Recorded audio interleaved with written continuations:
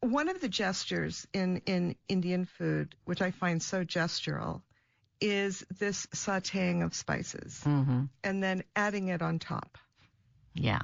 You call it a tarka. Yeah, I call it a tarka, and it's not really a sauté, because what you do is you heat oil till it gets very hot, and then you throw in whole spices generally, like mustard seeds, like cumin seeds, like whole red chilies.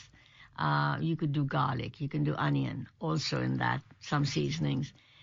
But you change the nature of these things because the hot oil makes them pop or curl up or brown suddenly.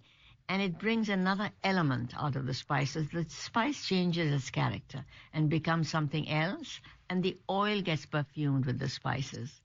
So now you take the oil and the spices, and you have some, let's say, beans sitting there that have just been finished cooking, and you pour the whole thing, the oil and the spices, over the beans, and you put the lid on. Everything is trapped. The fumes from the oil, the fumes from the chilies, the fumes from, let's say you put black peppercorns, whatever you've used in the tarka. This is one word for it, but I've used it throughout the book so people at least know one word for it.